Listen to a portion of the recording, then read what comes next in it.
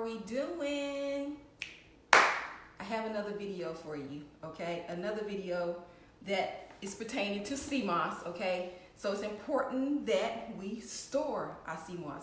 After you wash it, get it all clean, get the dirt and all the sand stuff off of it, then you want to soak it, right? You want to soak it at least 8 hours, okay?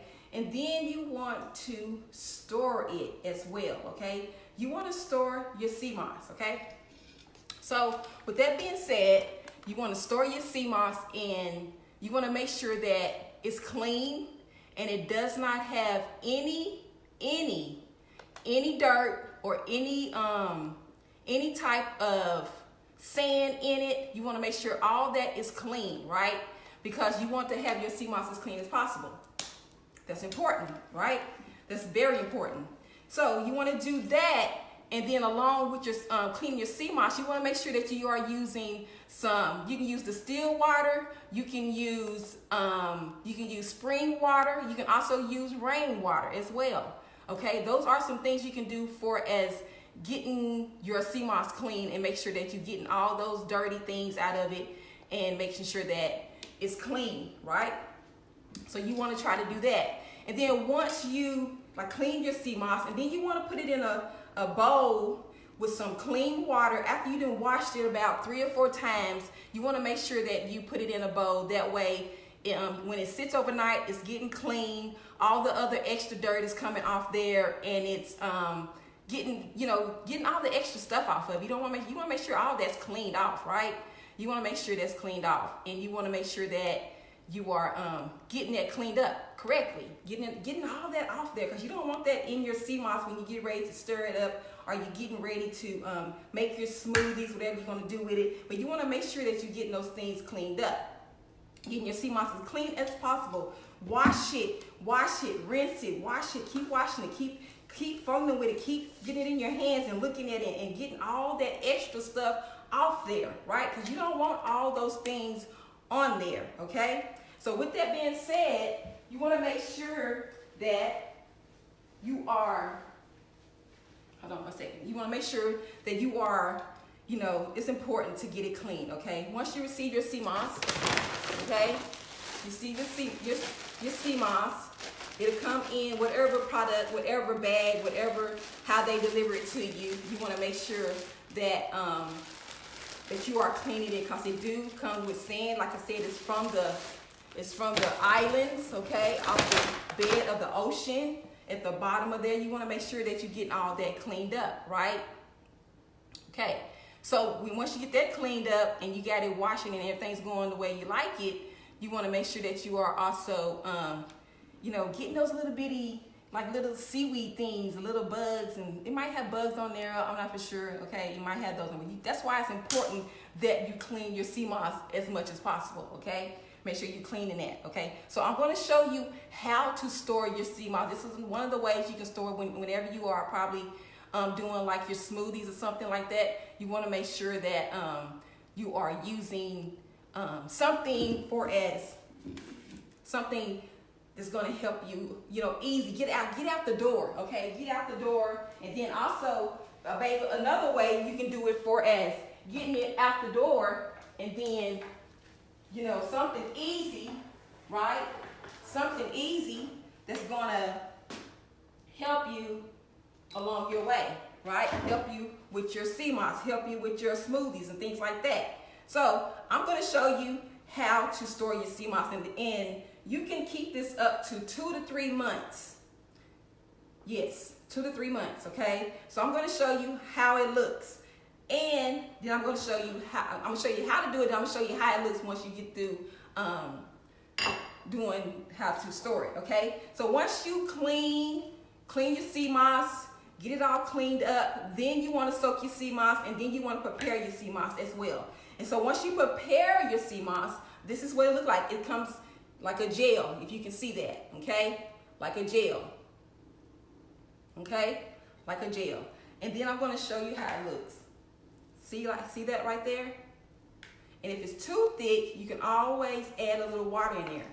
Add a little water, make sure you are using some distilled water, some spring water, or even some some rainwater, okay? We're gonna stir this up just like that, okay? We're gonna stir this up just to get it mixed up, because like I said, it's like a gel form, so you want to make sure that it's you know, just not watery, but where you can scoop it out like that. You can scoop it out. See how that looks like in the gel form? So that's how you want to do it, okay? So another way you can do it is also freeze it. It lasts 2 to 3 months. You can freeze it, okay? So what I'm gonna show you how to do it is you just take probably a tablespoon, put it in one of the cubes like that. Put it in there just like that. Probably a tablespoon and a half. Just fill it up a little bit, okay? Just fill it up just like that. And this is what you can use for to keep it stored. And then you can also, whatever you want to use it for, in your smoothies, you can put it in your soups. You can put it in that like that. You can put it in your shakes, okay? You can use it when you get ready to bake. You can do that as well, okay? You can do that. And then whatever you want to put it in. That's what's so amazing about this sea moss, is that you can use sea moss in just about everything, okay? You can use just about everything, but this is another way where you can store it, okay? You can store it and keep it longer, okay? Like I said, if you have to, you can just go ahead and add a little bit more water in it to loosen it up a little bit, just a little bit, okay? And then you just scoop it. Like I said, this is about a tablespoon and a half, okay? And then you just continue to fill up your tray, your ice tray. And you want to make sure when you use an ice tray, you want to use a BPA-free ice tray, because, or if you can find a glass one, that'll be even better if you can find a glass ice tray, okay? And then, because you don't want the chemicals from the ice tray to get into your sea moss, okay? You don't want it to leak into your sea moss, okay? So this is another way you can also store your sea moss and keep it longer, okay? So, and then also, when you do make your sea moss, you want to make sure that you're putting it in a jar that is that has a tight lid on it, like this. This is a mason jar, okay? And it has a tight lid on it, just like that, right? So you want to make sure that you are doing that as well. Okay? Now we got that all filled up. And this is another way, like I said, you can store your sea moss. So we're going to put it in the freezer. Okay? And now that it's frozen now, okay? So this is what it looks like once it's freezed, just like ice cubes, okay? And now I'm going to show you how to use it in your smoothies, okay? I'm going to show you how to use it in your smoothie, just like that. So I'm going to use some kale. I'm using some fresh organic kale in the smoothie. And then I'm also using some blueberries, okay? Some blueberries. So I'm doing the blueberry kale banana smoothie, okay? A banana smoothie. I'm gonna get some bananas, okay? Just like that. And if you haven't subscribed to my YouTube channel, that would be great if you do that. You can subscribe to my YouTube channel, The Politically Vegan. Make sure you subscribe, hit that notification button, make sure you hit that bell button so when I go live, you'll get notified, okay? And you don't want to miss the videos that's coming, okay? So I put half a banana in there because I'm not making that much, because I'm going to drink this after I get through doing my workout, okay? So you can either use water or you can use whatever nut milk that you like. Almond milk, hemp milk, you can use that. You can use walnut milk, you can use that. Almond nut milk, you can use that. Whatever nut milk that you like. So I'm just going to use some almond milk in here. Just a little bit like that. And a touch of water as well. I want to use a little bit of water. Just like that. And then I'm going to use the cubes, okay, that we did. Use a cube. I probably just use 2 of these, okay? Just 2. Just one. Get another one out. And you can also, if you want to, you can also run some hot water on the back of it to get it started, okay? If I can get another one of these out, okay? Just like that. And that's 2. And that's all it takes, okay? So now we're going to do the smoothie. just like this, if you can see. All right, so we got our bananas, we got our almond milk, we got a little water, we got some kale, we got our blueberries, and we also got our sea moss in there as well.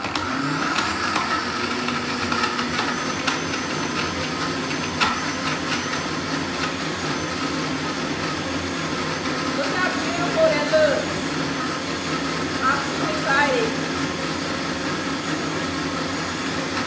Let's keep rolling, let's keep going.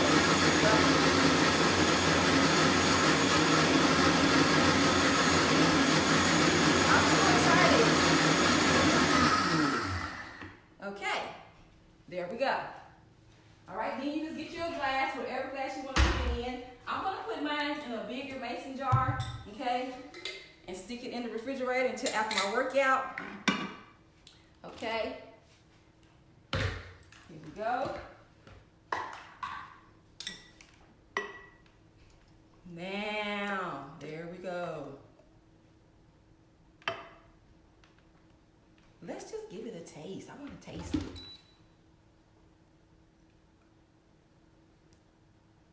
If you like blueberries and bananas, OMG. Okay, they got kale in it.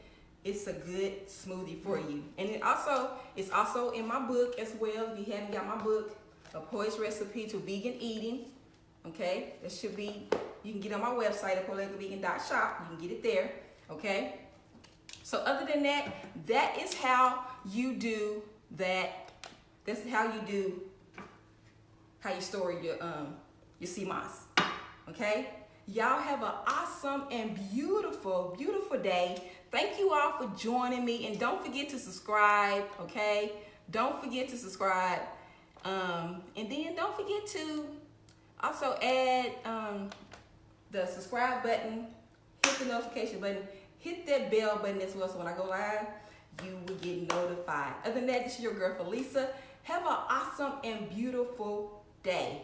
Thank you.